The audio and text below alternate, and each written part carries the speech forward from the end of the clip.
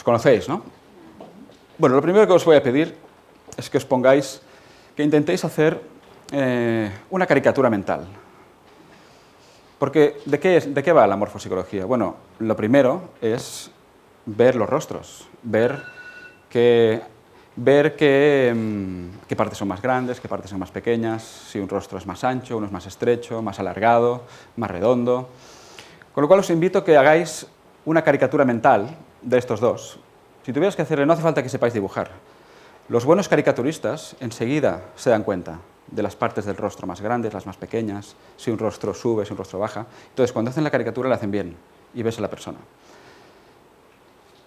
Si tuvieras que hacer una caricatura mental, ¿cómo la haríais? ¿Qué zonas exageraríais? ¿Qué zonas haríais más pequeñas de estos dos?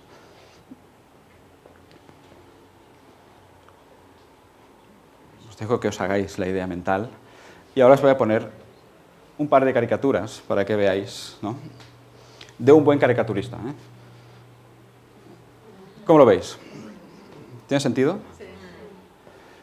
Probablemente, sin duda, yo diría, si hubierais visto esta caricatura diríais, ah, Madonna. O Sean Penn, claro. Porque este caricaturista, que es bueno, se da cuenta de la estructura y simplemente exagera, pero conserva las proporciones. Mantened esto en vuestra mente porque os voy a enseñar muchas fotos. Y obviamente vuestro ojo no está entrenado para ver esto. Esto es parte de lo que hacemos en el curso de morfopsicología, entrenar el ojo para empezar, para poder ver realmente lo que hay, ¿no? Pero ya os voy a ir indicando para que veáis pues, zonas más grandes, zonas más pequeñas. Estos juguetes, o habéis jugado con estos juguetes, ¿no? Es como si nuestra estructura de fábrica fuera la caja de madera. Cada uno tenemos nuestra caja única, irrepetible, que viene con sus entradas únicas y repetibles. A lo mejor yo tengo muchas estrellas, luego tiene muchas lunas, luego tiene más flores, más rectángulos, más cuadrados. Y claro, todas las piececitas estas es lo que incorporamos a través de educación, estudios, influencias del entorno, creencias, lo que nuestros padres nos dicen y nos creemos. Pero claro, solo podemos meter lo que encaja. Si mi padre intenta darme lunas, pero yo no tengo entrada de lunas, no entran. Tú no me haces caso, nunca me haces caso. Porque claro, cada uno viene con su diseño de fábrica, con sus capacidades y con sus entradas de información. Cada uno ve el mundo y experimenta el mundo desde su estructura, desde su diseño particular. Y por eso dos niños, dos hermanos, viven la misma experiencia familiar, quizás, pero a uno le resulta que le traumatiza y al otro no. O quizás a ninguno de los dos les traumatiza, pero la viven de una manera completamente distinta. Incluso la recuerdan de manera completamente distinta. Porque claro, cada uno era permeable a ciertos estímulos, o ciertas creencias, o ciertos intentos de educar.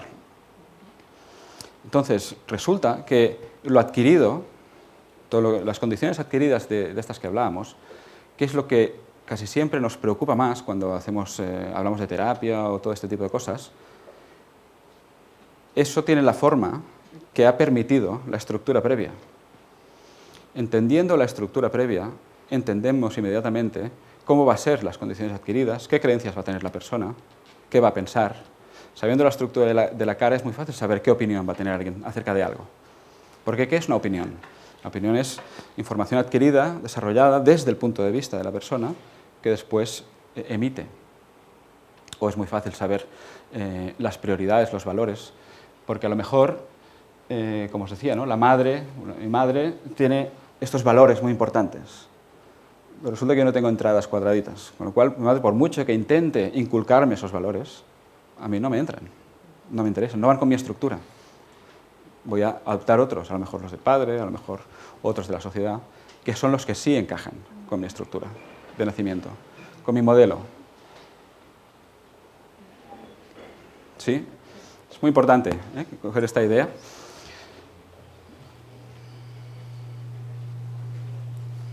Un ejercicio. Los personajes de arriba tienen algo en común. que les diferencia de los personajes de abajo, que también tienen algo en común. Todos estos de abajo tienen un rasgo, digamos, muy claro en el rostro, se parecen en ese sentido, y es muy diferente a los de arriba, que entre ellos también se parecen. No es fácil, pero bueno, es un ejercicio para que vayáis viendo. Ahora os voy a dar una pista. El rostro tiene frente, tiene mandíbula, tiene pómulos, narices. Fijaos, más que en los detalles, no nos interesan los detalles, nos interesa la forma del rostro. La forma del rostro. No se trata de, pues tiene un ojo más pequeño, no, la forma del rostro. Os voy a dar una pista.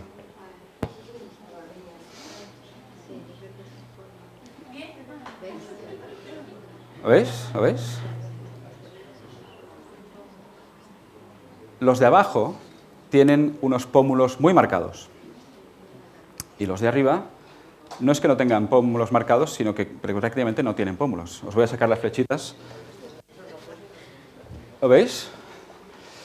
Que estos de abajo tienen más una forma como de hexágono y los de arriba tienen una forma más como de guitarra. Es decir, así. Se ve bastante claro, ¿eh? Fijaos, podemos dividir el rostro en tres partes. Fácil, ¿no? Frente y ojos, nariz y pómulos, mandíbula y boca. ¿Sí? Resulta que tenemos tres cerebros. No sé si sabéis que tenemos tres cerebros, que se forman en tres capas distintas. Y se conectan de esta manera.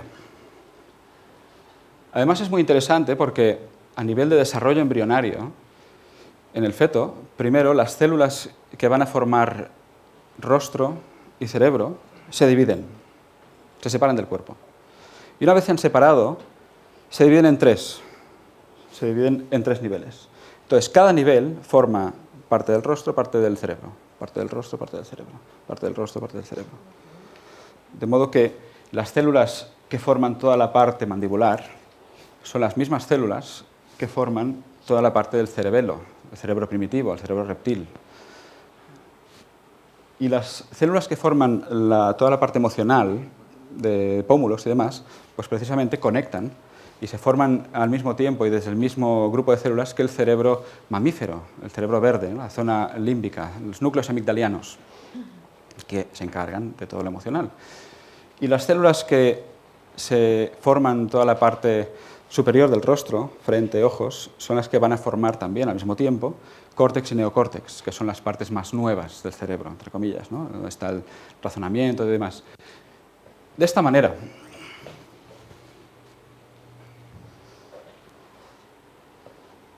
El cerebro superior, digamos, córtex, neocórtex, que se forma al mismo tiempo y desde las mismas células que la frente, tiene que ver con todos nuestros procesos de reflexión, de intelecto, de razón, como seres humanos. Tiene más con el ser y el comprender, el porqué de las cosas, la reflexión consciente, el proceso mental. Mientras que el cerebro medio, que es el cerebro mamífero, la zona verde, tiene que ver con el tema emocional, el corazón, el sentir, la conexión con el grupo, con los demás, la conexión emocional, la socialización, la capacidad de socialización, la capacidad de relacionarse, el qué papel ocupo dentro del grupo. Muy importante en los mamíferos. En cambio, la zona mandibular, la que se desarrolla al mismo tiempo que el cerebro reptil, pues el cerebro reptil es el más primitivo, ¿no? Es el más básico. Es lo que tiene que ver con todo lo instintivo. La acción pura, los instintos más básicos, tiene que ver con el deseo y voluntad en el sentido del impulso más básico, de movimiento, de avanzar, de conquistar, de construir físicamente. El contacto con la materia tiene que ver con el tener o el hacer. Y claro, todos tenemos más o menos desarrollado un cerebro u otro, cosa que al mismo tiempo implica tener más o menos desarrollado un nivel del rostro u otro. Y eso nos informa de muchas cosas ya. Fijaos que Gabarre hizo su tesis doctoral basándose en una variable. Tenemos muchas variables en la morfopsicología que nos dan mucha información. Solo una variable y los resultados fueron al 100%. Obviamente, la tesis fue aprobada, no solo aprobada, sino aprobada cum laude, y se convirtió en el primer doctor del mundo en morfopsicología. Con lo cual ya está respaldado por la ciencia, ¿no? Para aquellos que os preocupe este asunto.